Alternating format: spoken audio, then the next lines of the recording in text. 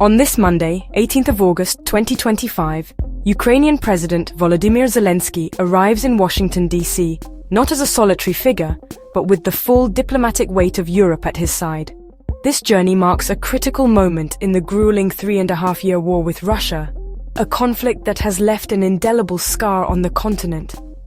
Accompanying him are some of Europe's most influential leaders: German Chancellor Friedrich Merz, French President Emmanuel Macron, and British Prime Minister Keir Starmer. Their presence is a deliberate and powerful signal of transatlantic solidarity, a concerted effort to ensure Ukraine's voice is not just heard but amplified in the high-stakes negotiations that lie ahead with United States President Donald Trump. The primary objective of this powerful European delegation is to provide unwavering support for President Zelensky as he navigates the treacherous waters of peacemaking. The talks in Washington are seen as a potential turning point, but they are also fraught with peril. The European leaders are acutely aware of the dynamics at play and are determined to prevent a repeat of past diplomatic missteps. They aim to present a unified front, demonstrating to both Washington and Moscow that the future of Ukraine is a matter of paramount importance for the security and stability of the entire European continent. This is not merely a bilateral issue between Kiev and Washington, it is a defining challenge for the Western alliance. This show of unity is born from a difficult recent history. A particularly disastrous meeting in the Oval Office in February of this year left a deep sense of unease across European capitals. During that encounter, both President Trump and Vice President J.D. Vance were reported to have publicly berated President Zelensky, creating a tense and unproductive atmosphere that did little to advance the cause of peace. The memory of that incident looms large, and Europe's leaders are now taking proactive steps to ensure Mr. Zelensky is bolstered and supported, preventing him from being isolated or pressured into an agreement that would compromise Ukraine's sovereignty or long-term security. The mission, therefore, is twofold: to back Ukraine's position and to reinforce the importance of a coordinated transatlantic strategy. The leaders from Berlin, Paris, and London, along with representatives from the European Union and NATO, have spent days coordinating their positions. They met virtually only yesterday in a coalition of the willing summit to align their messaging and strategic objectives. Their collective presence in Washington is a carefully choreographed diplomatic maneuver, designed to ensure that any potential peace deal is not just brokered by the great powers over Ukraine's head, but is shaped with Ukraine at the very center of the discussions, ensuring its interests are protected. The current diplomatic flurry in Washington does not exist in a vacuum. It follows closely on the heels of a pivotal summit between President Trump and Russian President Vladimir Putin in the remote setting of Alaska. That meeting produced the framework of a potential peace deal, the details of which are now the subject of intense scrutiny and negotiation. According to sources familiar with the talks, President Trump pushed his Russian counterpart to move beyond a simple ceasefire, advocating instead for a comprehensive settlement to finally end the war. The discussions were said to be candid and direct, focusing on tangible outcomes rather than open-ended processes that have failed in the past. The proposals that emerged from the Alaska summit are both ambitious and controversial, reflecting the harsh realities of the prolonged conflict.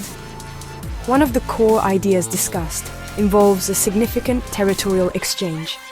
Under this tentative plan, Russia would agree to relinquish some of the smaller pockets of Ukrainian territory it has occupied since its full-scale invasion. In return, Ukraine would be asked to formally cede a large, heavily fortified swathe of land in the east, effectively freezing the front lines and redrawing the map of Eastern Europe.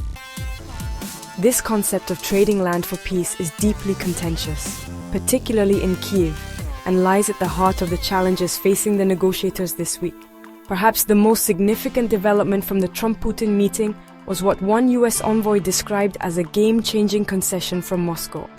For the first time, President Putin reportedly agreed to a framework that would allow the United States and its European allies to offer Ukraine a robust security guarantee, one that mirrors the collective defense principles of NATO's Article 5. This would be a landmark shift in Russia's long-standing position, which has always vehemently opposed any form of Western military alliance or formal security pact with Ukraine. This potential breakthrough offers a pathway to a secure, sovereign Ukraine, but its credibility rests entirely on the details yet to be decided. In addition to the security guarantees, US Special Envoy Steve Witkoff revealed that Russia had also conceptually agreed to a law that would codify a promise not to violate the sovereignty of other European countries.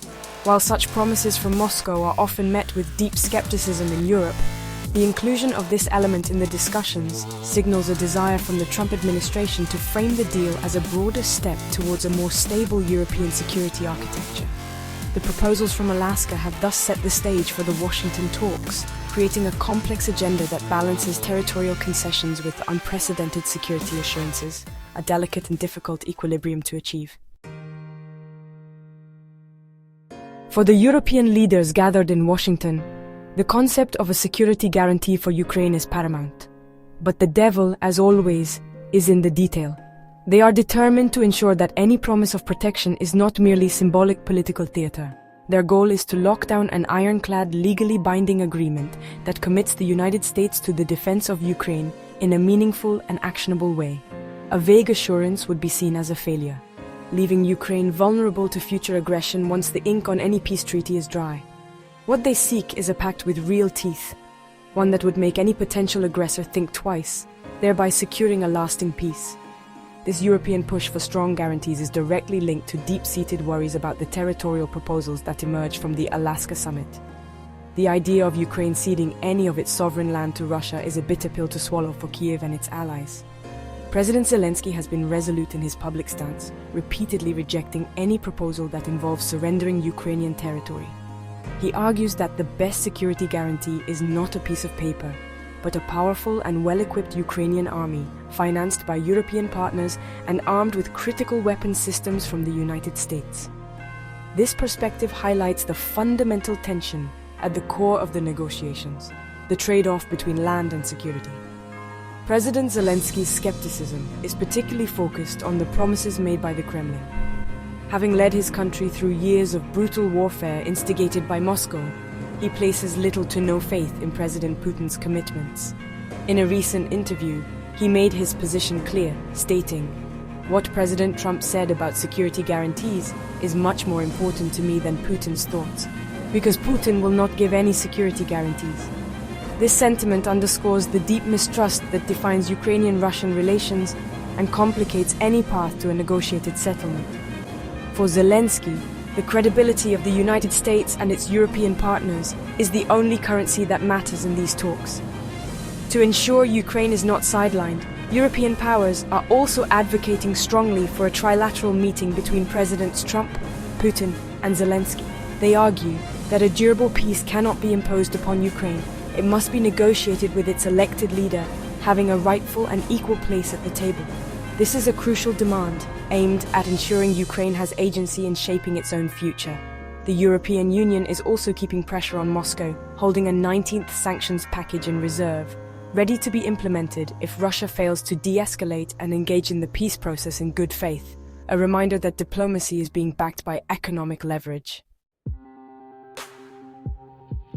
While diplomats convene in the quiet, air-conditioned rooms of Washington, the stark reality of the war continues unabated on the ground in Ukraine. The drumbeat of conflict serves as a constant and grim reminder of what is at stake. Only yesterday, as leaders were preparing for their transatlantic journey, Russia launched a barrage of 60 drones and a powerful Iskander missile against Ukrainian cities, a clear signal that Moscow's military campaign has not paused for negotiations. The human cost remains tragically high, with Russian attacks in the Donetsk region killing 5 people over the weekend, adding to a casualty count that has already surpassed 1 million over the course of the war. The violence is not a one-way street, demonstrating the fierce resolve of Ukrainian forces to defend their homeland and retaliate against the aggressor. In a recent operation, Ukraine launched 46 drones into Russian territory, exacting a price for the relentless attacks on its own soil. These strikes reportedly killed 1 civilian in the Kursk region and injured a railway worker in the Voronezh region, illustrating the war's expanding reach and the escalating cycle of attack and counterattack. This ongoing fighting underscores the urgency of the talks in Washington. Every day that passes without a political solution means more destruction, more suffering, and more lives lost on both sides of the front line. Despite the grim backdrop of continued hostilities, a fragile sense of hope persists. The very fact that these high-level talks are happening, with a concrete, albeit difficult, set of proposals on the table, represents the most significant diplomatic opening in years. The potential for a US-backed security guarantee, something once considered unthinkable, has shifted the landscape of what might be possible. If a deal can be reached that genuinely protects Ukraine's future sovereignty while bringing an end to the bloodshed, it would represent a monumental achievement for international diplomacy and a victory for the principle of collective security. Ultimately, the importance of this week's summit cannot be overstated. For Ukraine, it is about securing its very existence as a sovereign, independent, and secure nation, free from the constant threat of its larger neighbor. For Europe, it is about restoring stability to the continent and reinforcing the post-war order that has been so violently challenged. The path forward is narrow and filled with obstacles, requiring immense political courage and a willingness to compromise from all sides. The presence of a united European front in Washington is a testament to the shared belief that peace, while difficult, is a prize worth striving for.